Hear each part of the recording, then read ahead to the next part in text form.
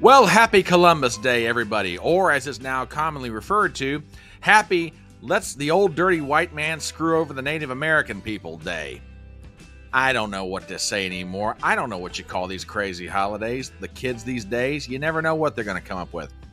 Hi, hello, and how are you doing out there in internet land? My name is Brian Trippett. I am the Front Porch Conservative, and welcome to Chattin on the Porch, the Columbus Day edition of this crazy thing we do, where we get together, we talk about the news, we give our views, we laugh, we cry, we do a little of both. But otherwise, we try and comfort and bless our way and bless our hearts and bless your hearts through this crazy thing that we call life. We are on Rumble, we are on Twitter, and we are on that quaint little alternative social media platform known as YouTube. So please do a brother a favor, give me a subscription on both Rumble and YouTube. And you YouTubers, I love you. You guys have been very, very diligent of late. But as always, keep checking your subscription. Make sure you are subscribed, because those sneaky little people at YouTube, they do like to play some games, and I do not appreciate it. I appreciate you guys, the members of Fedora Nation. I do not appreciate having my subscriptions taken away. So please check your subs. Give a thumbs up, leave a comment, share the link around, do all those cool and groovy things that only you can do to help grow this going little concern of a channel into a going big concern of a channel. Again, my name is Brian Trippett. I am known as the Front Porch Conservative. I am sometimes known as the beau in the chapeau. On occasion, I'm called the common man with common sense. But above all else, in this moment in time, I am your servant, and more importantly, I am your host. We are on Rumble, we are on Twitter, and we are on YouTube. So please share that link around. Tell your friends to get in here. Let's have some fun tonight. Oh, we got a whole bunch of things to talk about. Some lighthearted, some serious, and somewhere in between. So we're going to get down to it here in just a minute. See, I thought that was going to end. That music was going to end a little bit earlier, but obviously, as you can tell, I don't know how to time my own intro music. Anyway, hi, how are you guys doing tonight? Let's see. TBA says, WWG1, are we early or is Brian late? No, sir, I will have you know that I am on time. I will have you know I am very much on time and just gave a brilliant opening monologue. Thank you very much. Or at least the beginnings of a beginning monologue. Oh, I don't know what I'm talking about. It's been a day, folks. Even though I've had the day off officially from my pay the bills job, it's been a day, but glad to have y'all here tonight. Don't give me your lip. Don't give me any of your lip over there, TBA. Oh, let's see who all is here so far. Please add big honking plagiarist to the Cammy is fake list. Consider it done, madame. Hello. Motard! How are you doing, Motard? Glad to have you in the house. Midmo is here. Lana, how are you, my lovely? Mwah. Jessica, gracing us with your presence, your ever hot presence. Glad to have you in the house, darling. To you. Let's see. And yes, we're working our way up there. So thank you to everybody for helping grow this channel. Don't know if you've seen what I've sent you, but it needs to be talked about. Which thing are you referring to, Midmo? Because I thought I was caught up on everything that you had sent me, but double check me. Let me know what it is, and if I haven't seen it yet, I'll go looking for it. But I thought I was caught up on everything you'd sent me. But okay, let me take a look. Sean from Third Ralify, which I have some news about him momentarily. What about my lip? I am an equal opportunity offender, sir. I will have you know I put up with no one's lip, Canadian, American, or otherwise. So there you go. Let's see. Who else is here in the house? WWG1 is here, and boy, he's been providing the memes. So there you go. Sculpt Some is here and dropping a whole lot of interesting things that I'm too old to possibly understand the meaning of, but okay. Oh, thank you. I genuinely appreciate that. Now, I said I have some news as it relates to our friend Sean, and the Morning Mayhem is here. I got some news related to you too, which we will get to momentarily. But yeah, let's go ahead and start talking about some of that. Folks, do me a favor tomorrow night at 8:30 Eastern. Sean from the third Railify channel is coming on to have a conversation. And I am looking forward to this because I have seen him on various live streams, be it Chris's from the Morning Mayhem. He's been on with Daniel Clancy. He's been on with a whole bunch of other people. He is a very interesting content creator. And given some of what is going on up in Canada, I want to see what he is talking about. I want to see what's going on in Canada. I want to hear his story of how he got into social media. So, by his own admission, this is, the conversation could go any number of different places. So in my head, I know how this is going to go. In my head, I say. In my head, I'm going to have maybe 5, maybe 10 questions. Inside those questions, it's going to be the equivalent of an open field, and I'm going to give him all the room in the world to run. So it's going to be like, here's a question, take off running that way. And wherever he winds up going, that's where we're going to go. So if you're up for an adventure, shoot it to me. You just come on tomorrow night, 8:30 Eastern. And that's how, in my mind, that's how this is going to go. Now, Tracy is coming on here from Gen X Marks the Spot. She'll be here Wednesday night at 7 p.m. We're going to start about a half an hour earlier. And this Thursday night, and you've already seen him in chat if you're on the Rumble side, Chris from the Morning Mayhem is going to be here at 7:30. Same set of conversations. We're going to get into, how did he get his start in social media, his background, where things are going. I know what part of the country he's from, and I cannot wait to talk about some of the things in his neck of the woods. So I'm genuinely looking forward to it. Yeah, and I have to thank a mutual listener of ours, and she's not here tonight, Miss Leah.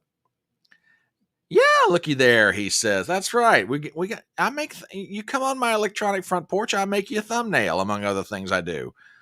Yeah, I've got to thank Leah. A little while back, apparently among the various holidays that there are in the 365 calendar days that make up a year, is Happy International Live Streamers Day.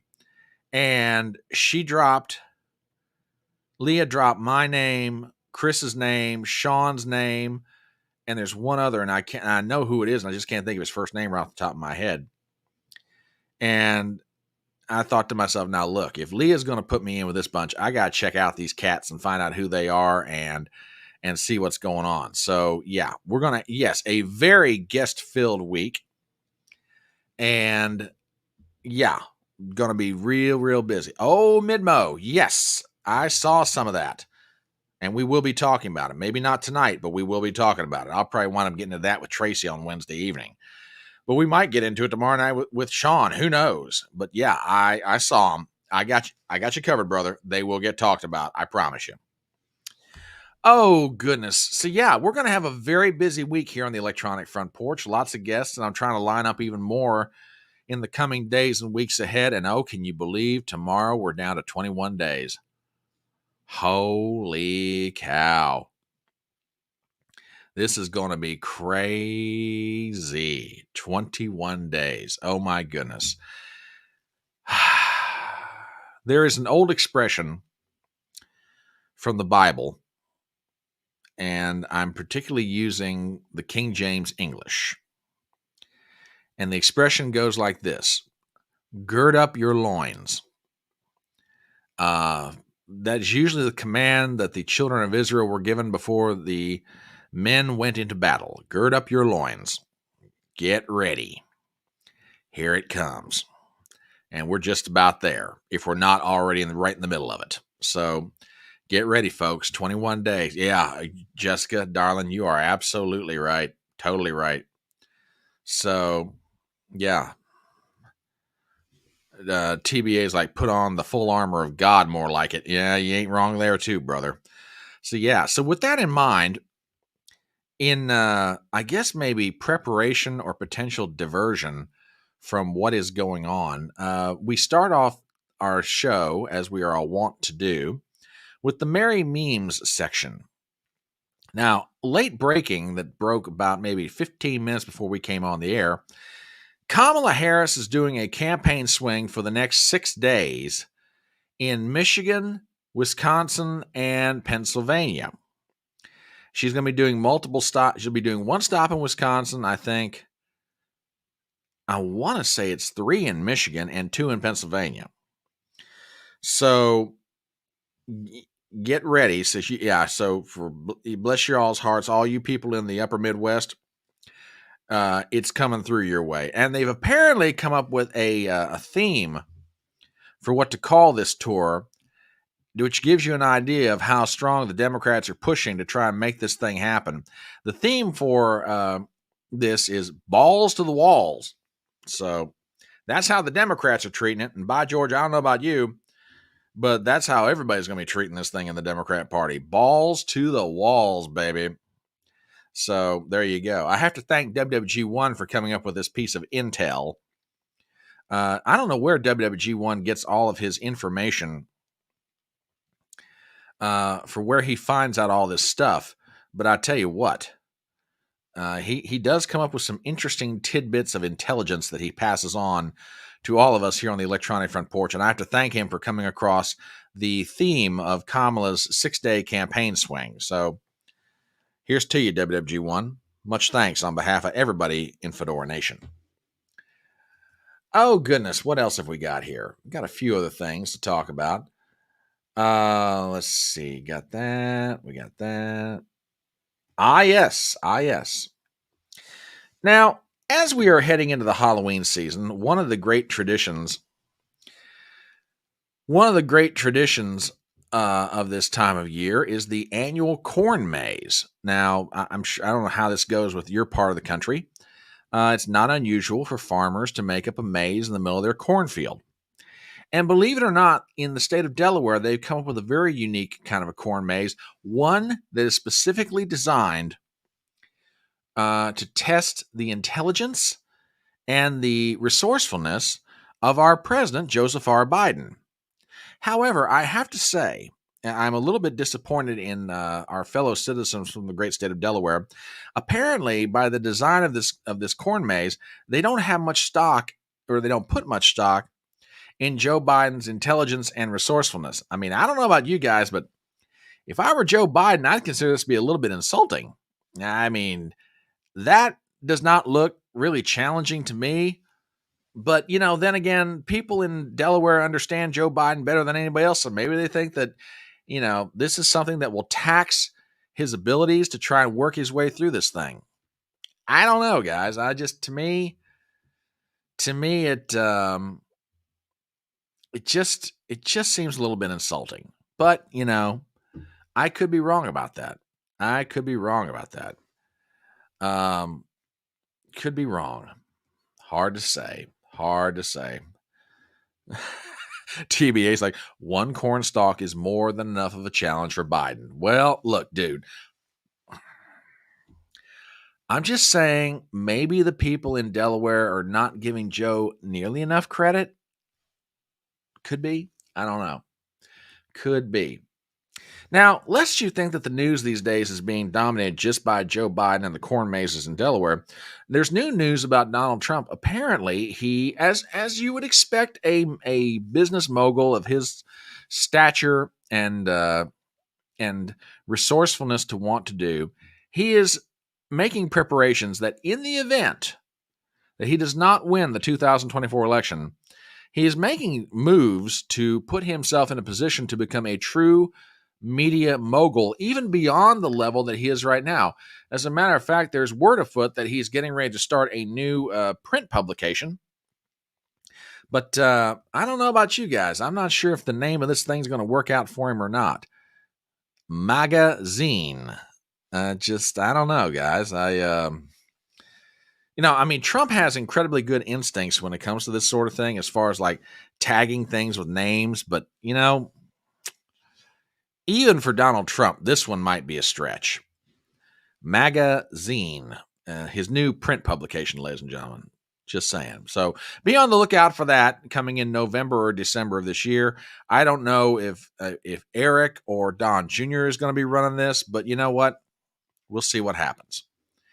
And I got to thank WWG1 for that one. Now, I'm sure by now that you guys have heard about the beef that is going on between Vice President Kamala Harris and Florida Governor Ron DeSantis. And for those of you who are not familiar with it, the vice president is, in the opinion of some people, trying to inject herself into the efforts to help in Florida as far as cleaning up from hurricanes Helene and Milton. Well, the tensions between the vice president and the current Florida governor spilled over recently in the press, where, Kamala's basically like, well, he's not taking my phone calls, and DeSantis is like, well, you really have no role in this. I'm dealing directly with President Joe Biden. However, our spies on the electronic front porch have managed to find transcripts of an actual phone conversation that took place between Vice President Harris and Florida Governor Ron DeSantis. We didn't get all of it. We did get some. And I don't know about you guys, but I'm pretty sure that from the sound of the way this transcript reads, I don't think this call is working out quite the way that Vice President Kamala Harris intended when she picked up the phone. I mean, for example, when she calls down there saying, I'm calling to see if you need anything, and DeSantis like, give me a pastrami on lie on the mustard, I'm just saying. I don't know, guys. I don't think their relationship is going to get patched up anytime soon. I could be wrong in that assessment, but win or lose, I don't see these two getting along very well as time goes by. But I have been known to be wrong on occasion. Just saying. So what else have we got going on in the news that we should share and talk about? Let's see. And another one from WWG1. We have to thank him for this one. What a jerk. Kamala wants to help with hurricane relief, but DeSantis refuses to tell her where Florida is. Now, I do have to say, that is horrible behavior on the part of Governor DeSantis. He at least ought to have the good decency to tell her where the state of Florida is. I mean, my God, how can the poor woman possibly, hope to be helpful if you don't tell her where the state's at? Just saying. On that, I think Ron's got something to work on here. Oh. Before we move into the Columbus Day memes, and believe me, my friends, I've got quite a few of them to share with you guys. There is one more that, you have to admire the wisdom of folks from the country, okay? Because they have a very unique way of summing up for people ideas that are complicated to explain in a very simple phrase. And I found one of those kind of expressions that somebody decided to put into a picture that if you were trying to figure out what is the difference between Kamala Harris and Joe Biden, or maybe it's better to say, if you put Kamala Harris in, would it really be any better than if you had Joe Biden? Well, some very wise soul out in the countryside came up with a very good way of explaining why it is that really voting in Kamala Harris is no better than voting for Joe Biden. And it can be summed up as such. Look at the sign on the right. Replacing Biden with Harris is like shitting your pants and changing your shirt. I don't know about you guys, but that's got to be one of the best expressions I think I've heard in a while. That one is absolutely great. As a matter of fact, since WWG1 is in the habit of sharing good memes that he finds, I don't care to share this one with you guys. So there it is on the Rumble side, and here it comes on the YouTube side. There you guys go. Use it to whatever extent or level of hilarity you wish to create. TBA says, that one is self-explanatory. Brother, you ain't wrong about that. You are not wrong at all. So there you go. All right. I said that I've got a blue slew of no, I got one more before I get to the Columbus Day stuff. This is from WWG1. I'm starting to think that they're faking these crowds at Kamala Harris rallies. Well, that could very well be true. Could very well be true. I don't know about you guys, but that crowd in the background kind of, looking a little rough there. Looking a little rough. Okay. All right. Let's get on the Columbus Day stuff. It never ceases to amaze me the two things that run simultaneous in the mindset of a political liberal. One of them is almost undying love for the immigrant community in America. And the other thing that runs completely through the mind of a political liberal is hypocrisy. And someone came up with an absolutely fantastic meme that puts those two ideas together. Guys, never let it be said that this one's great. I love this one. The only immigrant that liberals love to hate, Christopher Columbus. That's pretty good. That is pretty darn good. So there you go. Now let's see what else do we have here by way of Columbus Day memes. I think I'll skip that one. Here's one that Gypsy provided, and I have to thank you for it, dear. This one's pretty good. I didn't steal your meme. I discovered it. We're here all week, folks. Try the veal. These are pretty good. I have to say, these are really, really good. Now, this one's a little on the snarky side, but just as funny. Yeah, I got pizza. A pizza this island. Look at that grin. Evil little man. No wonder Christopher Columbus is hated in certain circles. If I had said that to the Native American population, I'd be hated too. What a horrible, horrible thing. Terrible, I say. Absolutely terrible. All right, what else have we got here? Contrary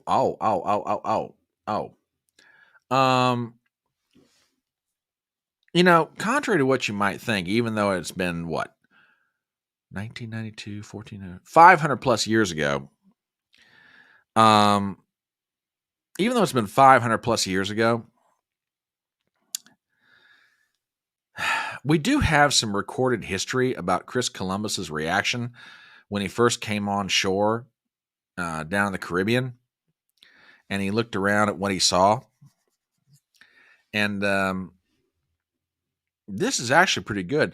Believe it or not, someone found a way to record this for posterity. And with that, we have the following.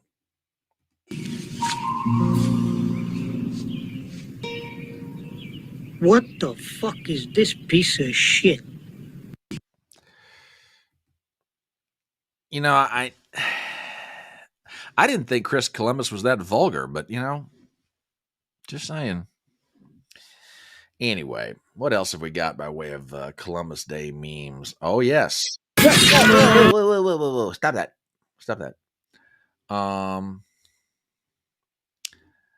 We do have an idea, aside from what Christopher Columbus said. We also have an idea of what he did when he first came on shore. And apparently, looking at some of the actions of the inhabitants, it did not go over well with him, such that apparently he decided to take matters into his own hands. And we actually have a reenactment of Columbus's first actions when he hit the sands, having gotten out of the boat. So with that, here you go, folks.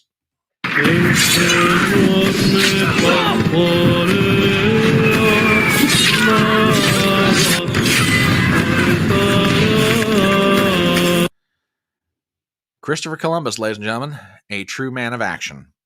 Never let it be said that Christopher Columbus was not moving and making things happen. Leah, my darling. Mwah. By the way, I was just talking about you a little bit earlier. I was thanking you for getting Sean from Third Railify and Chris from the Morning Mayhem and I together. They're coming on the channel this week. So, let's see. We would be on. Sean's going to be on here. Would be 5:30 your time out in California, and Chris will be on, and that's tomorrow night. And then Chris is going to be on Thursday night at 4:30 your time out there. So bless you, thank you, Miss Leah. There's one more I've got to get, but I'll get to him. Don't you worry about that. WWG1 says, I knew they were hiding technology from us. Well, hey, there you go. There you go. Let's see what else have we got by way of. By the way, Donald Trump gets credit for a lot of things, and sometimes he tries to take credit for things maybe that he should not take credit for. However, there are those very rare moments when, he's done something. I shouldn't say it's rare. Actually, he does a lot of things people don't ever find out about. But there is one that has recently come to the attention of people, especially given the holiday. It turns out that, who'd have thunk it, but apparently Trump is so powerful, he was there when Chris Columbus made it on shore in the Americas in 1492. You wouldn't think Trump was that old. He really looks great for his age, but yeah, it looks like if that's not Trump himself, that's definitely one of Donald Trump's descendants. So who'd have thunk it? Trump had a hand in discovering America. He was already trying to make it great again, even back then, which just tells you everything you need to know about Donald J. Trump. I'm just saying. Believe me, the meme makers have been having a field day with this. Now, one last one, and this isn't really a meme, but we do have, I guess, some counter programming. Maybe that's the best way to describe it. Yeah, I think you're right. Donald Trump would be way too modest to admit to his discovery. You could be right. No, I have not seen this. By all means, tag me on Twitter with it. I'd love to see it. TBA over on Rumble says 522 years ago, Trump ancestor MAGAing all over. Who knew? Sean says Canadian Thanksgiving is like Columbus Day, having a baby with an American Thanksgiving, then being sent north to be raised by the mighty goose. Interesting description, and I'll take your word for that one. There you go. Now, there is some actual counter programming that's going on Columbus Day. Now, lest you think that people on the left are getting upset with people like me and you and others out there who are making memes and making fun. No, not so much. As a matter of fact, there are even some out there that are totally ignoring folks like us, although I don't understand why they would ignore folks like me, because after all, I'm just here trying to show them, hey, have you ever thought you might be wrong? But apparently they've decided to ignore me and you and a lot of other people on the political right, and they've ignored us and have found a way to make what they feel is their own form of a positive contribution to Columbus Day celebrations everywhere, in their own unique political sort of way. With that in mind, United States Senator Elizabeth Warren has been found participating in Columbus Day. Oh, excuse me. She would call it Indigenous Peoples Day celebrations in her state. And actually, we managed to catch her on film being a part of these celebrations. So I don't know about you guys, but do me a favor and check this out. Elizabeth Warren is participating in Indigenous Peoples Day celebrations in Massachusetts. For a woman her age, I have to say, she's got really good moves and an absolutely fabulous singing voice. I mean, I don't know what she's planning for her career after politics is over, but I tell you what, I could see the woman on Broadway. I really could. I think there's something out there for her when it's all said and done. So there you go, folks. And if you want to share this with friends of yours, I mean, I will, as you know me, I will always be happy to share with you stuff that I find. I have dropped this in chat on both sides, and feel free to share this with your friends, especially the ones that you'd like to piss off. WWG1 says, a washed up sex worker. That's her future as I see it. Oh my God, man. I disavow. I disavow, sir. First of all, you don't know that she's washed up. I mean, have you talked to any of her clients? How do you know that they think she's washed up? They might think that she's in the prime of her career. You know what they say about older women? You know, I'm just look. I mean, how do you know she's washed up? I don't know. Well, wait a minute. What is this? What is my future ex-wife doing?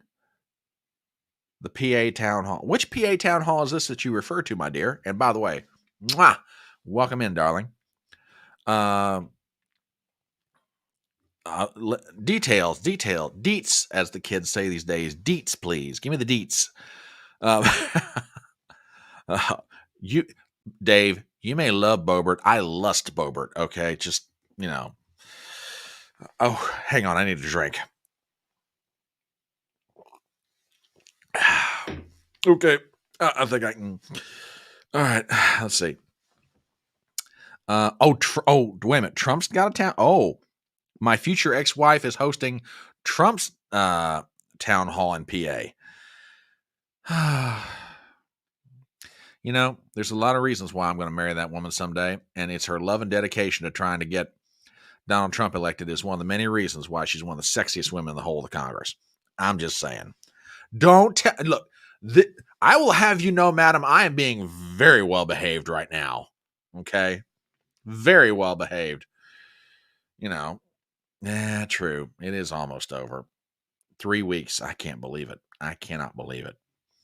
WWG1 says she has to be a washed up sex worker. She's charging $5. Again, where are you getting this information? I mean, my God, man. You know, Sean says, I hate lust AOC. You know, I can't not hate on that take, sir. I really can't. I cannot hate on that. I get where you're coming from. You know.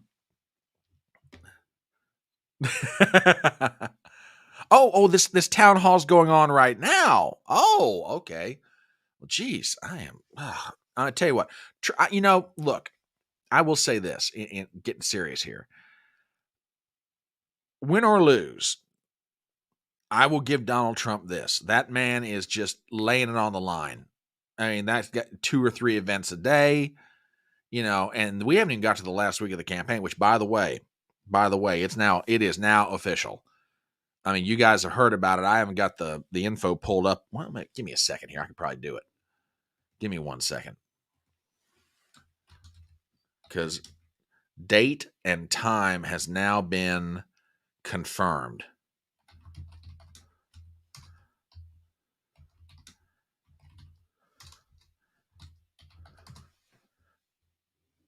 They've got the date locked in. Yep, there it is. Let me pop this up on screen. It's been talked about, and it's now official. Sunday, the 27th of October, and I'm pretty sure it's 5:30 in the evening. Donald Trump has got Madison Square Garden.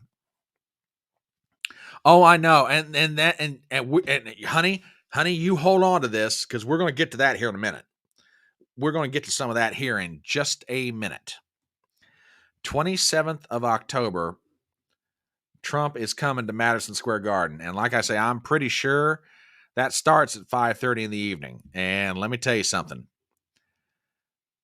By the way, what is the seating capacity on Madison Square Garden? It's got to be at least what? 25, 30,000? If anybody knows that, drop that in chat for me because now I'm just curious about it. I agree with that completely. It's for the down ballot. TBA says it's $20,000, 20,000 seats. It is 20,000 seats at Madison Square Garden. I'm going to make you a prediction right now. I'm going to make a prediction. It'll be sold out. It'll be sold out, and there'll be an overflow going out into the streets. So, yeah. Yeah. Oh, goodness. All right. Let's get into some Columbus Day stuff for a few minutes.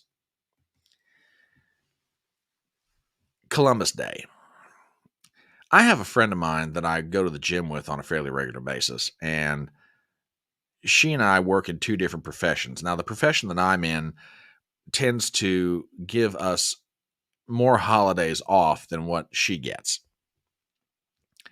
And you know, we're good friends. We give each other grief about this all the time.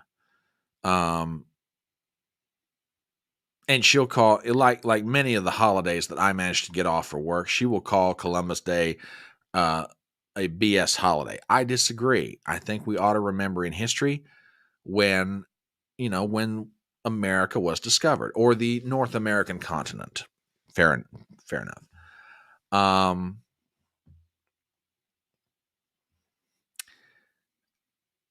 And a lot has been made in recent years, or maybe the past 20 or 30 years, about, what happened when Europeans came over here and discovered America and conquered America. And we can disagree about that all day long.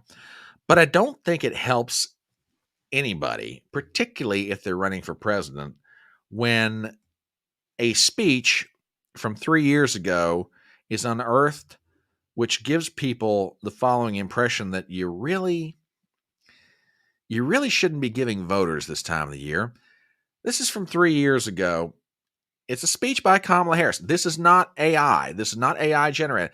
These are her actual words. Check it out, folks.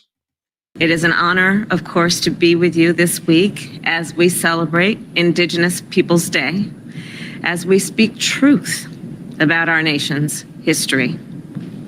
Since 1934, every October, the United States has recognized the voyage of the European explorers who first landed on the shores of the Americas.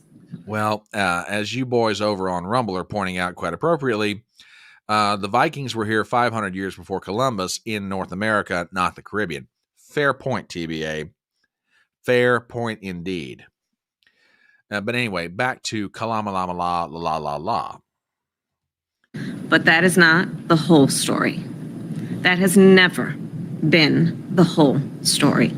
Oh, don't worry, Kalamala la. We'll tell that story all completely here in a minute. Those explorers ushered in a wave of devastation for tribal nations, perpetrating violence, stealing land, and spreading disease.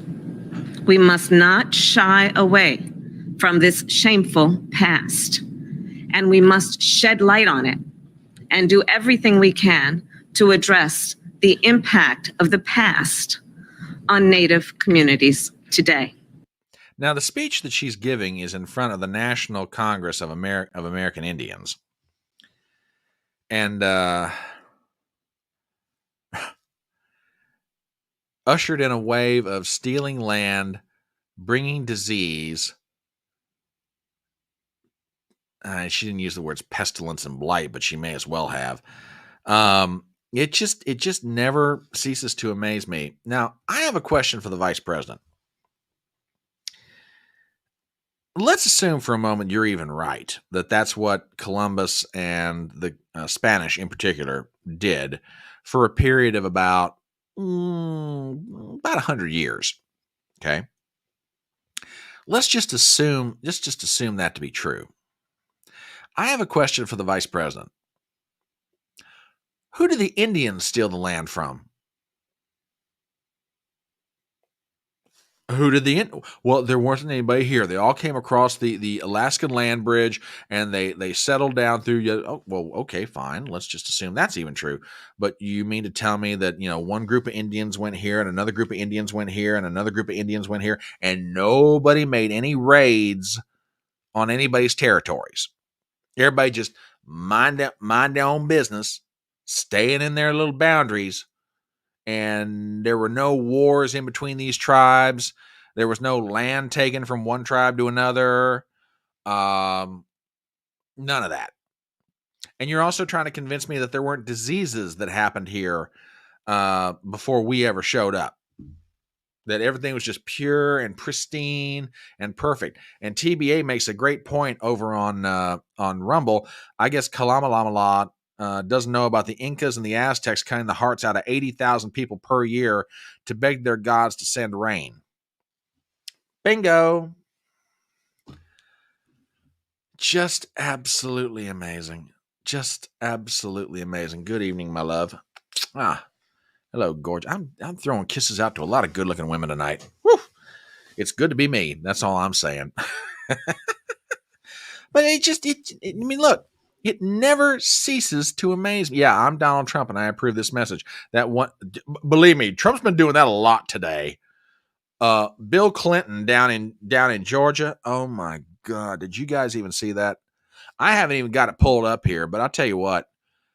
Whoever in the Harris campaign came up with the idea that dusting off Bubba Clinton and sending him through the South was going to be the best thing to help them. Whoever came up with that idea in the Harris campaign needs to have their paycheck cut in half, if not fired.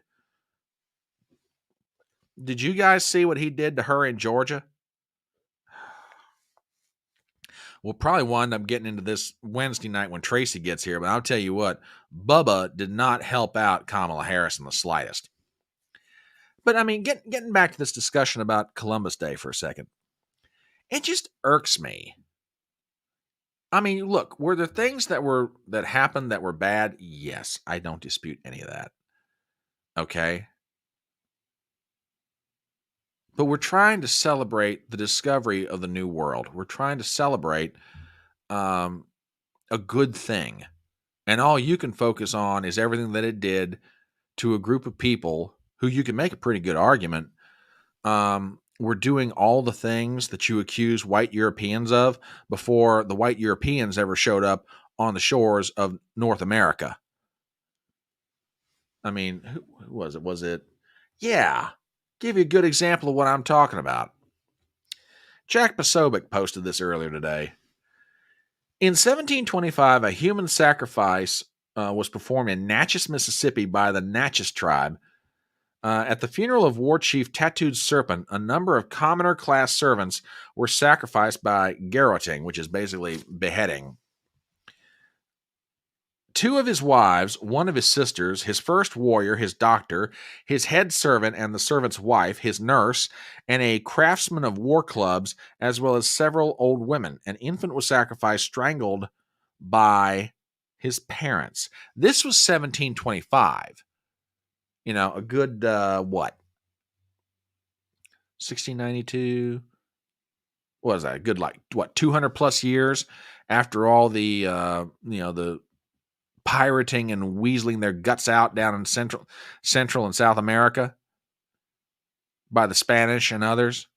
This is what the pure, pristine Native Americans were doing to each other. Now, don't get me wrong. I'm not sitting here trying to bash on Native Americans. That's not my point.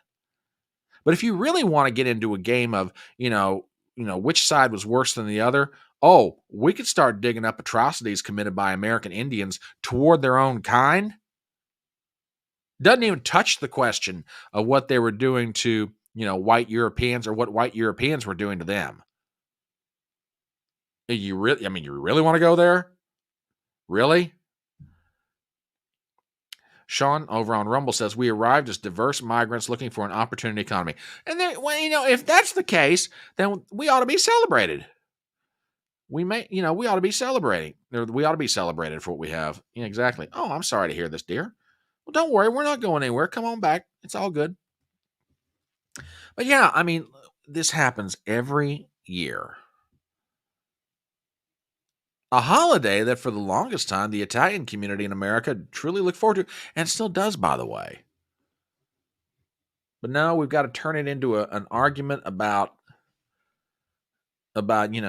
what we did to the Native American population, which frankly is nothing more than pandering to a group of people the Democrats are trying to make sure they stay on the political reservation, if I may use that term, which, by the way, speaking of political reservations and political plantations, Kamala has got a lot of problems right now, and we're going to get to some of that here in a minute.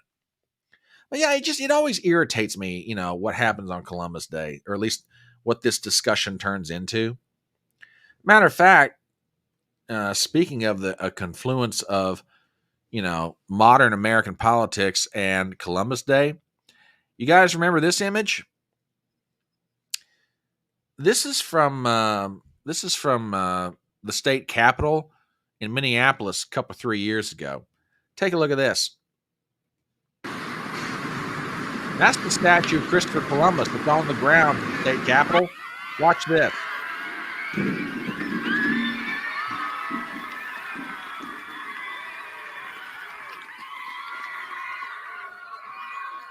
No police presence. No nothing. Yeah, we're having some breaking news out here on the south lawn of the state capitol. About 150 demonstrators just gathered, and they have just torn down the statue of Christopher Columbus. The statue has been here since 1931. Columbus, of course, has been very much criticized in recent years as people look at his history again as a conqueror and not as an explorer. And Tim Walz, by the way, was the governor of Minnesota when that happened. Yeah, a mostly peaceful protest. Good point, small time. Jessica says, destructive shits, they don't even know what they're... Yeah, just anger and destruction. That's it. That's it. A Spanish Jew? Well, that's interesting, because I always understood he was Italian. Well, what do I know? I'm just an old man that wears a hat. Sean's like, literal communism. Yeah, pretty much. TBA, literal communism reigned in Minneapolis and still does. Yeah, you're not wrong on those counts. WWG1, too bad it didn't fall on one of them. Now. Let's not stoop to the level of our political opponents. But yeah. That Columbus Day in the sorry about that, folks. Columbus Day in the modern era. Boy, how much fun. How much fun indeed. All right. We are going to move to a different compartment of the train, so to speak, here in just a moment. But before we do, let me pop in a real quick commercial here. My name is Brian Tripp, and I'm the Front Porch Conservative. If you have found your way to this live stream, this is what we call Chattin on the Porch. We get together Monday night through Thursday night, usually around 7:30 Eastern, although this week we're going to have quite a few guests, so we're changing up the times. And we get together and we talk about the news, stuff that's on our mind, and we try to hang out, laugh through it all, help each other through it all, pass along pieces of information that, that we find out. And I mean this in all sincerity, and I genuinely do mean this. This audience, which we lovingly refer to as Fedora Nation, is one of the most informed, smartest audiences on the whole of the internet. If you really want to be a part of a great community, come hang out with us. And you can do that by subscribing to my channel on Rumble and on YouTube. Hit the bell for notifications. I always want to make sure you're aware when something new's coming up, be it an interview with somebody like Sean from Third Railify tomorrow night, Chris from The Morning Mayhem Thursday night, Tracy Barkley from Gen X Marks the Spot. She's going to be here Wednesday. I've got a whole week full of guests, and I got some more people coming up. If I can get them lined up, man, it's going to get real interesting around here real quick. But go ahead and subscribe to the channel on Rumble and YouTube. Hit the bell for notifications. We want you to be part of this community. Share the link around. Tell your friends. Leave some comments in chat. Hit the thumbs up, that sort of thing. Okay. WWG1 says, are we going to the dining car on this train? No, not the dining car, but we are moving to a different compartment, my friend. TBA's like, no, it's not the dining car, but where are me chips and beer? If chips and beer help you get through this live stream, go for it. If, on the other hand, you need a drink, I know a woman out in Colorado right now has probably got her lips wrapped around a Corona. I'm just saying, Jessica, if I had to guess. There you go. And I'll catch hell for that comment later, no doubt. Anyway, I want to shift into the. You don't have to be good on my count, dear. I mean, just be yourself. Oh, goodness. No, don't be good on my account. Heavens to Murgatroyd. Oh, here is this. Okay. All right. I will check this out. I had heard about this briefly, but I hadn't really had a chance to dive into this one. WFG1 says, Kamala has her lips wrapped around. Oh my, no, I can't read that. How dare you, sir? How untoward. How untoward. All right. I want to start off this segment with a bit of a meme and then get into some other stuff, memes, clips, and just a general topic. How Democrats are trying so hard to connect with the common man. And we start off with a meme that I thought really sums this up. And it has to do with the vice presidential nominee for the Democrats, Minnesota Governor Tim Walz. And this thing is just really cute. It's funny, and it is so instructive. I mean, the meme speaks for itself. You know, I mean, Tim's just trying to show everybody he likes to go fishing, and, you know, he does so with profound enthusiasm. He's just like everybody else. Now, I bring up this meme to bring up something that's starting to happen now in the last 2 or 3 weeks of the campaign. And it's been my observation over the years that Democrats don't try and do this unless they think they are in trouble. And I say that based on previous history. I don't know if you guys, how much you might remember the election and the campaign in 2004, but there's one moment toward the end that really stood out to me, and it was this. It was video of John Kerry, the Democrat nominee for president, the video of him going hunting. There's this picture of John Kerry in a 3/4 length Carhartt coat, had a shotgun under one arm, and he was going hunting. Now, John Kerry, as a general rule of thumb, is not what I consider to be an attractive man anyway, okay? I think the legendary Rush Limbaugh used to refer to him as Lurch. He's tall. John Kerry is fairly tall, fairly thin, and to be perfectly honest, he looked ridiculous. And I'm not saying that to try and be unkind to John Kerry. I mean, there's a lot of reasons to be unkind to the man, but I'm not trying to be unkind to him just for that one moment in the set of pictures, okay? He just looked out of place. He looked like somebody who wouldn't know what to do with a gun or which end of it to point at somebody, even though he had served in Vietnam, okay? It's been my observation, Democrats always try to seem relatable, especially when they think they're not connecting. Now, what do I mean? You guys have heard me harping about polls and signs and portents now for probably a good 2-3 weeks, if not longer, that you've been hanging around this channel. And without getting into some specifics, and there's some stuff coming out right now that, frankly, the public polling has Kamala scared to death. The private polling, I don't have access to it. None of us do. But supposedly, from people who have seen it, the private polling's even worse. And it's in moments like that the Democrats start to freak, and then they start doing dumb stuff. And by dumb stuff, I mean stuff that is not in character with who they are. Okay? Hence, Tim Walz went hunting over the weekend. Okay? And I've got a clip here. It runs about a good minute. Now, much has been made of Tim Walz's hunting trip, and with understandable with understandableness, because frankly, the moments when the camera caught him, he looked frankly rather silly. And I've got a perfect example what I'm talking about here. This is like a 20-second clip of Tim Walz trying to load his gun. I want you guys to watch this.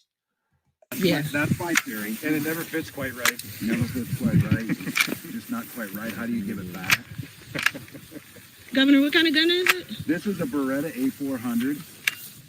I bought it when I was shooting a lot of trap because it has a kind of their patented thing, a kickoff. So when you get old, it doesn't hurt your shoulder as much. Now, I don't know how much of that you're able to hear, but there's one part of it that struck me very interesting. And by the way, the observation was not necessarily made by me. Well, the reason that you got this padded end of it is for the kickoff. What? You mean kickback, right? Now, am I going to get upset with him about that he used the wrong word in that moment? No, not necessarily. But just that the whole way he was like loading the gun, even if he is an experienced user with a rifle, okay, it just looked bad. Okay. Now, I've got another clip here. And to be honest, this makes Tim Walz actually look like he knows what he's doing. So with that, I will play the following for you. And here we go.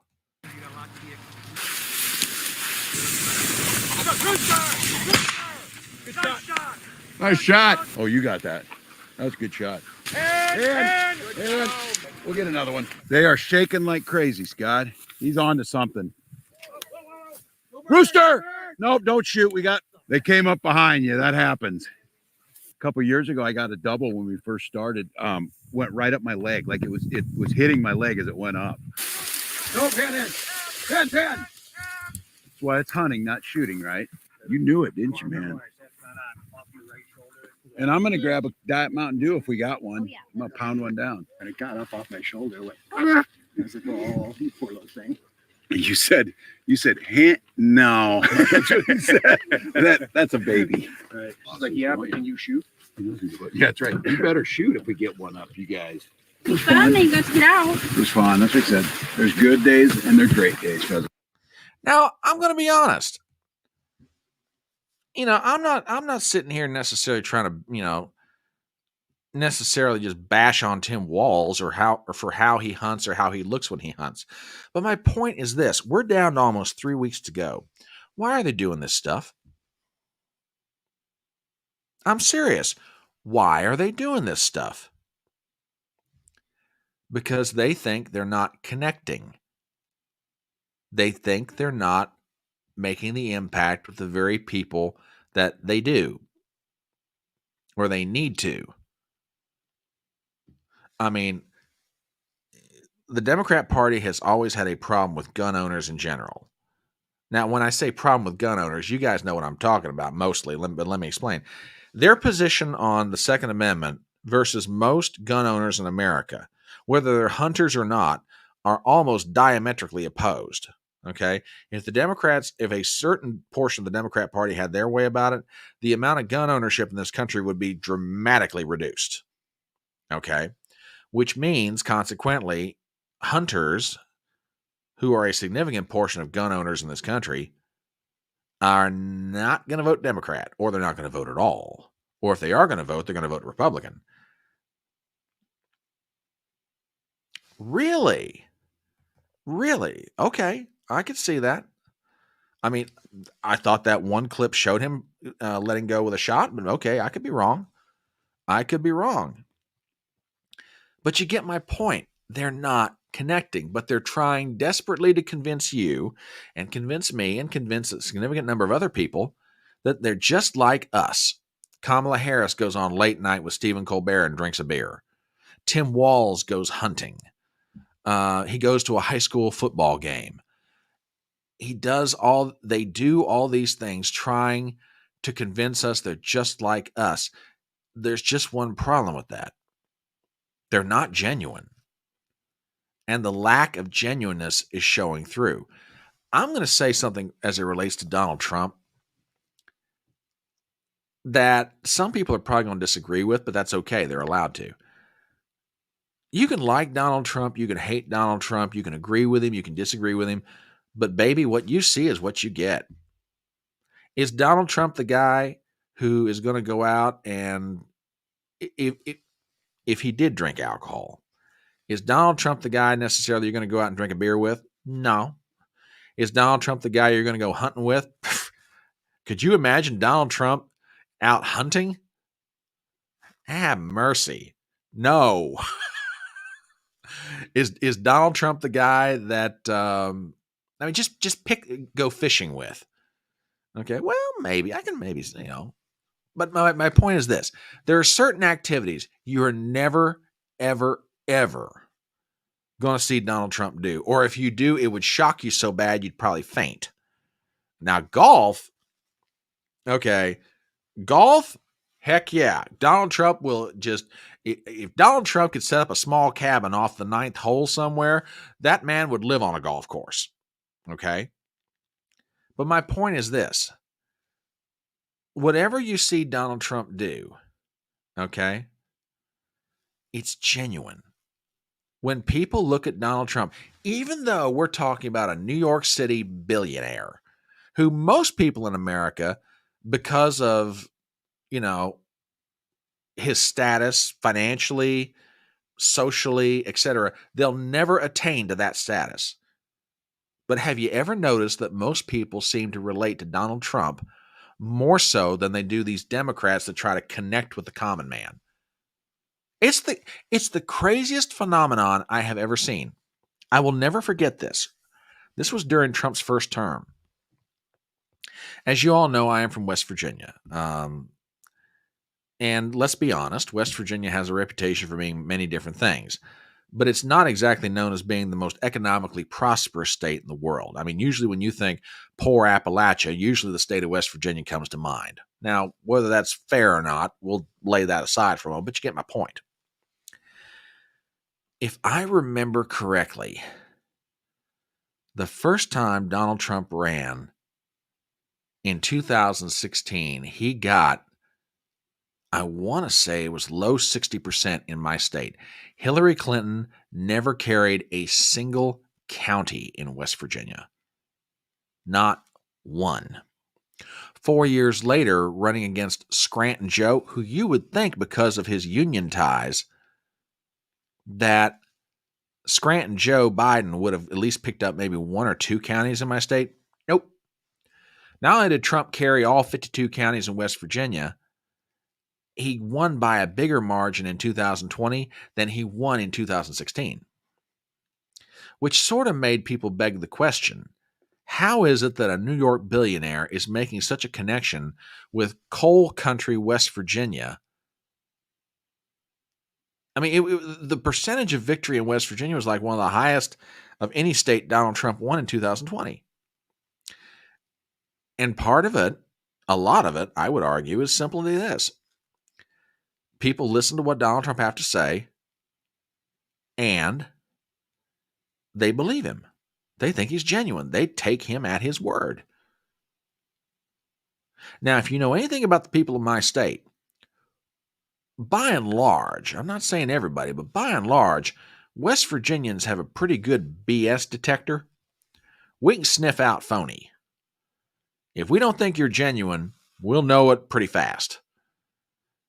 But for some reason, when it comes to the people of my state, and this could be true where you are, maybe not the totality of the state in which you live, but a lot of people would say this about Trump. He means what he says what he means. The Democrats can't do that. They've never been able to do that. I'm not going to go. All right, let's go back to 2020 for a second. Joe Biden ran as, the moderate Democrat. Scranton Joe, the lunch pail carrying guy who rode the Amtrak every day back and forth from Wilmington, Delaware down to Washington, D.C., yada, yada, yada. And he convinced enough voters that he would not be some, crazy lefty like the likes of a John Kerry or an Al Gore or whomever. Well, he didn't govern that way, but that's what Joe convinced everybody of. Okay? Kamala's got a lot of problems right now. I mean, a lot of them. And one of them is she can't get people to believe that she's going to be different than Joe Biden. They saw 4 years of Joe Biden's governance. They know what they got when they voted for Joe Biden. And believe me, there's a lot of buyer's remorse, which may in part be fueling how well Trump's doing this year. They're just not genuine, and they're trying to connect in ways that make them come off looking bad.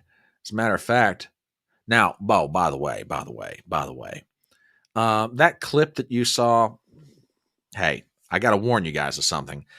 I'm not going to go so far as to say that clip was photoshopped or edited heavily, but there is another version of Tim Walz's hunting trip. And, for the sake of being totally fair, I think you guys need to see this to get a true idea of what Tim Walz's hunting trip was like. So with that, I want to play you the unedited version of Tim Walz on the pheasant hunt. Here you go, folks. It's not quite right. How do you get it back? Governor, what kind of gun is it? This is a Beretta A400. I bought it when I was shooting a lot of traps because it has a... Who knew that Kamala was on that hunting trip? I tell you. Rappers back the day shouted Donald Trump's name. Real, not Clinton, Obama. Exactly. That's a great point. Sean over on Rumble says, Donald Trump grew up around construction workers, learning his father's trade, real estate. You had to be genuine and real with them, otherwise could cost you, so that's how he learned. That is a great point. I remember Don Jr., and this was about 8 years ago, telling the story that when he told his dad that he wanted to go learn the business, be involved in the Trump organization. You want to know what the first job that Donald Trump Sr. gave to his son, his namesake? The very first job? Running heavy construction equipment at the construction sites. Now, you would think that Donald Trump Sr. would put his son in some, white collar, upper, maybe middle management position in the Trump organization. No. Trump Sr. wanted his boy to work the construction sites. Sweeping sawdust, exactly. He wanted his son to be around the construction workers and learn the trade. Learn what it was all about, building something from the ground up. That's a really good point, Sean, and thank you for that. The fact that Kamala herself in an interview that she wouldn't change a thing from that's coming back to haunt her in a big way, darling. A really big way. There's just, look, even the way that Tim Walz dressed, it looks like he's actually trying to copy somebody. I don't know about you guys, but did he get that look on his own? Did he borrow that from somebody? I don't know. It just doesn't seem real, or at least more to the point, it just doesn't seem genuine. You know what I'm saying? It really doesn't. I got to admit, when I saw this meme, I was cracking up laughing. I was like, oh, that's just funny. Matter of fact, as always,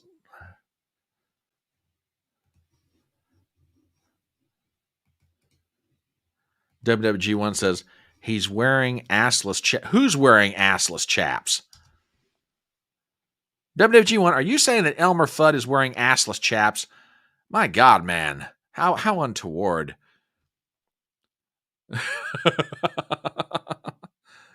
How untoward. Yeah, Trump does not mess around.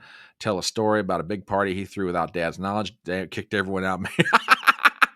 I've heard that same story. That's a good one. But yeah, it just never ceases to amaze me, the absence of genuineness. And by the way, you know how I said West Virginians can pick up on BS? Well, apparently voters across the country are feeling the same way. I got a clip here from Fox News, and I want to play this for you guys.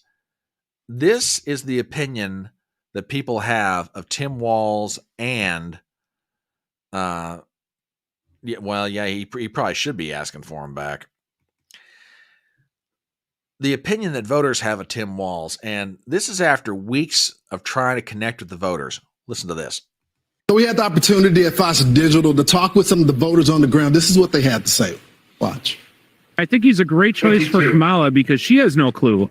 So she actually picked a running mate that was equally stupid. I heard the last name, but I didn't know who he was. I've never seen him on TV or anything. So I don't like him at all. I see right through him. I think he's a fast talking, like throws in like a bunch of things that aren't true, but talks real fast. So the people on the ground definitely are going to speak their mind, Kristen.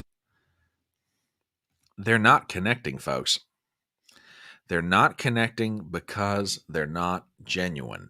And that is forcing them to do things they hadn't planned on doing and they hadn't anticipated doing. And if you're wondering what I mean by not connecting, did you guys hear about Kamala's new plan that she's rolling out for black men?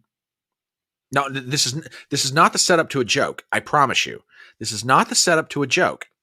She's rolling out a specific 5-point plan tailored to African American men.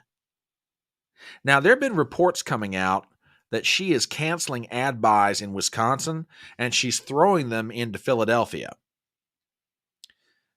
Primarily, she's buying them, according to reports, on 2 of the biggest radio stations in Philly. One is a hip-hop station, and the other one, I forget what the genre of music is. But you get my point. Places where she's not, or either she thinks she's doing well enough, she doesn't need it, but for sure, she's throwing it into Philadelphia, and she's targeting African-American men. To that end, she now rolled out something today, and I want to read part of this to you guys. Let me pop this up here. Here we go. And this is from her press release. Drawing on insights from her experience throughout her career and her economic opportunity tour, today Vice President Harris is laying out an opportunity agenda for black men to provide them with the tools to achieve financial freedom, lower costs to provide for themselves and their families, and protect their rights. This path-breaking agenda includes providing 1 million loans that are forgivable to black entrepreneurs and others to start a business. Number 2, championing education, training, and mentorship programs that help black men get good-paying jobs in high-demand industries and lead their communities, including pathways to becoming teachers. Number 3, supporting a regulatory framework for cryptocurrency and other digital assets so black men who invest in and own these assets are protected. Number 4, launching a national health equity initiative focused on black men that addresses sickle cell disease, diabetes, mental health, prostate cancer, and other challenges that disproportionately impacting them. And number 5, legalizing recreational marijuana and creating opportunities for black Americans to succeed in this new industry.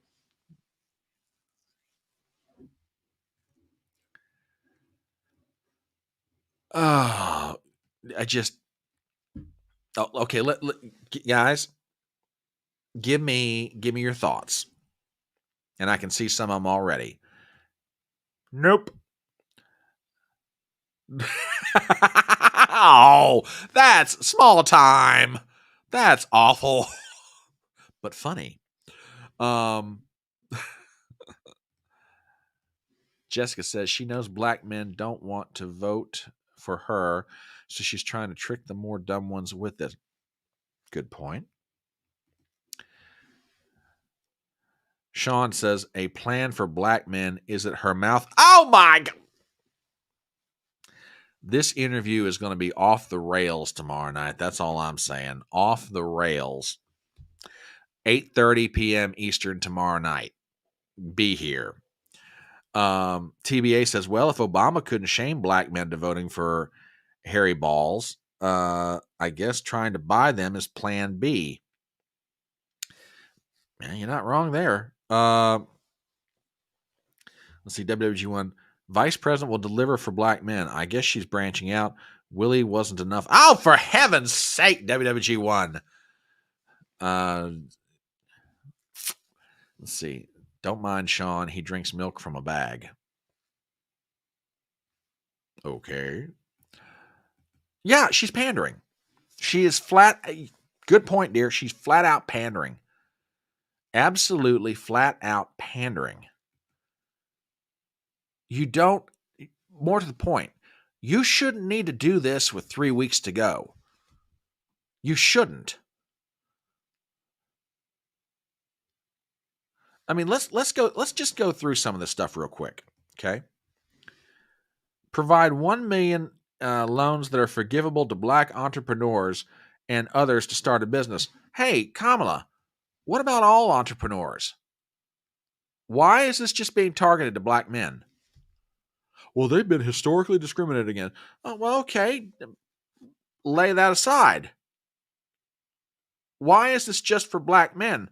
How about doing this for everybody? I mean, after all, you are going to be the president of all the United States,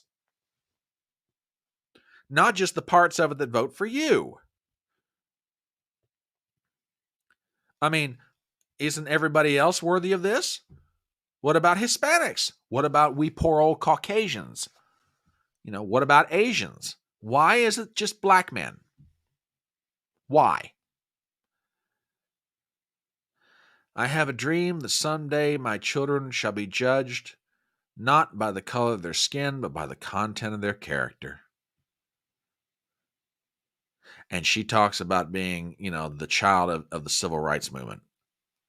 Whatever.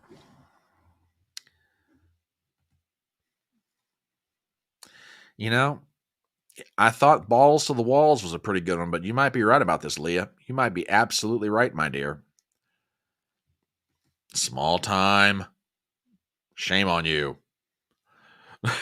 But funny. All right, let's go back to this for a second. Championing education, training, and mentorship programs help black men get good paying jobs in high demand industries and lead their communities, including pathways to become teachers. Don't we already have education, training, and mentorship programs in this country? And if we have them, aren't you supposed to be part of a government that's supposed to be making that work? And here's a great point as well. What about black women? What about black women? Just black men. You can make an argument that every program proposed in one form or another is some form of pandering, okay? But this is just blatant. Absolutely blatant. And I'm going to be honest with you. I don't know that this does her any good. She's rolling this out at the 11th hour. And she's targeting one specific group of people. Now, I'm sorry. You can target one specific group of people. You can roll something out at the 11th hour, but you can't do both without everybody looking at you going, you got a problem with this group or something? By problem, I mean, you got some kind of a polling problem with this group? Really? You want to tell us about it? I mean, everybody can look at this and see, everybody can see it. Regulatory framework for cryptocurrency and other digital assets so black men can invest in this and own their own assets. Trump's already talking about cryptocurrency, my dear. He's talking about it big time. And he's not worried about the color of somebody's skin whenever he proposed his ideas about crypto. National health equity focused on that addresses sickle cell disease, diabetes, mental health, prostate cancer, and other health challenges that disproportionately impact them. I have a 4-word response to that. Make America healthy again. Trump's already dealing with that in one form or another.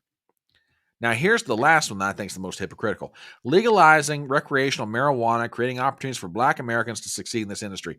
Excuse me, but in my recollection, did you not put people away behind bars because they owned, possessed, or tried to sell certain amounts of marijuana when you were Attorney General out in California? Call me crazy, but, Oh, well, we're going to get to this here in a minute. We'll get to that here in a minute. Hold that thought, small time. It just absolutely amazes me with this woman and this whole campaign. I mean, I'll give you an example of something. She's done an interview, and I don't know if it's totally rolled out yet, with Roland Martin, who's a former columnist of the Washington Post. Don't always agree with Roland on everything, but he's all right. Have a conversation with the guy. So she does this interview with Roland Martin. And to try to make herself relatable to everybody, she pops off this fount of wisdom. Listen to this.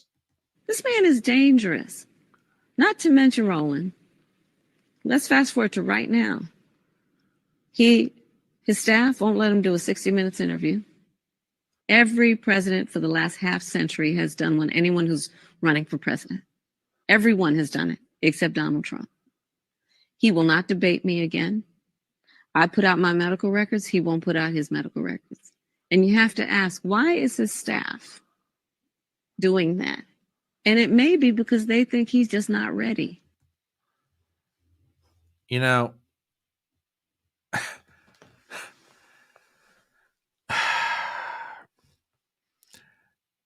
it takes a lot of balls to pop off the comments that she made in 30 seconds. His staff won't let him do a 60 minutes interview. No, the staff had nothing to do with it. Donald Trump said, well, I'll tell you what, when they apologized to me for Leslie Stahl's comments that, the Hunter Biden laptop story wasn't true, okay, then I'll think about it. But until I get an apology, it's not happening. His staff had nothing to do with that. Donald Trump made that decision on his own. Okay? Donald Trump has taken whatever medical and cognitive tests you want to talk about, passes them just fine. And then won't debate her. May I remind you, Kamala, you were offered 3 debates. I know that this point gets a little bit repetitive, and I apologize to the Electronic Front Porch for this, but this needs to be said, particularly for people who are not here on a regular basis. Kamala Harris was offered 3 debates. One on Fox, one on ABC, which is the one that they ultimately did, and one on NBC. All networks agreed to the debates. They agreed to the dates. They agreed to the cities they were going to be in.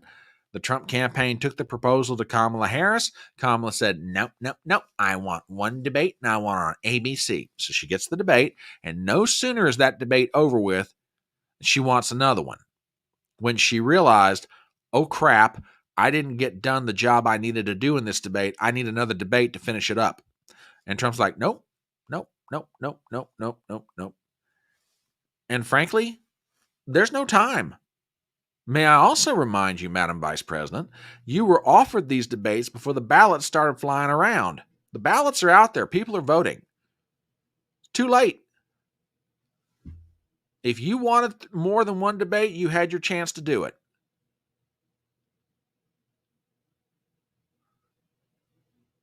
Yeah, TBA is like, he's just not ready. Lord help that woman. I know that comment coming from her. That comment coming from her is astounding. I'm getting to it. Yeah, I'm coming around to it. Hold on. I mean, it's just she's going out on the campaign trail. She's making comments like that. She did that at a speech over the weekend.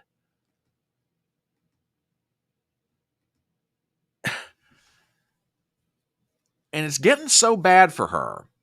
It's getting so bad for her that, yeah, she's going to do a debate. She's going to do a debate. Not a debate, excuse me. She's going to go on special report with Bret Baier this Wednesday evening for a taped interview. It's not going to be live, but Bret Baier of Fox News gets to question her. Now, if you ask me what I think is going to happen on this interview, I have no idea. I really don't. I don't think Bret Baier is going to go easy on her. I think he'll be respectful because of the office that she holds, but past that, I don't expect him to go easy on her. I expect him to do what Bill Whitaker at 60 Minutes tried to do. I think he's going to ask some very tough and very pointed questions. I don't think he's going to be as tough as he needs to be. But he will ask her some tough questions. But as you guys are already thinking the same thing, I think we may as well just kind of confirm this among ourselves. She wouldn't do this unless she was getting desperate. She's been the nominee of the Democrat Party really since the last week of July. She could have gone on Fox News anytime she wanted to. She's now doing it with less than 3 weeks to go. Oh, probably so. Yeah, I mean, I don't expect Brett Baer to absolutely scorch this woman. He will ask her a few tough questions. But I think there's a reason why he can't get away with giving her a complete softball interview. I mean, look, we haven't talked about it in a while, but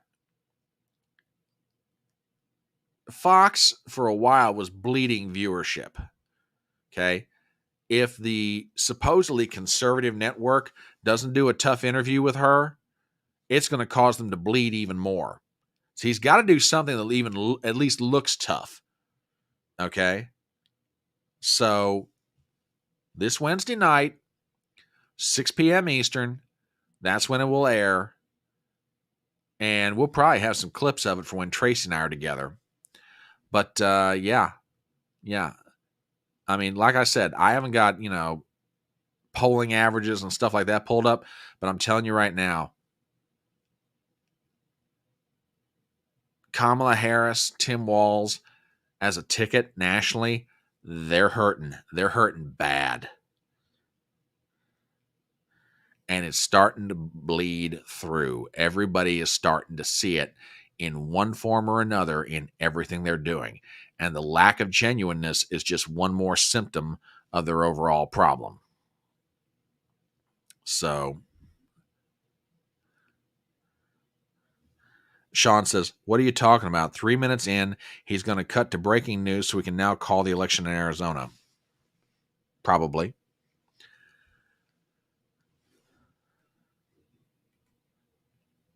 Good points. I don't know that they're done. It's like I told my buddy Smiling Jack this evening. We were talking briefly on the phone. Never underestimate the Democrats' ability to cheat. I'm not saying they're done. I'm just saying right now, 3 weeks to go, they're hurting. Everywhere you look, they're hurting. So just some things to keep in mind. All right, it's 9 o'clock. You guys have got a life, and so do I. Well, you got a life. I don't know what I have. Anyway, we're going to go ahead and bring this train into the station. I want to thank you guys for being here, for chatting on the porch. Tomorrow night, 8:30 Eastern, we're going to be here with Sean, that crazy Canadian from up north. And like I say, going to hang out with him. We're going to talk.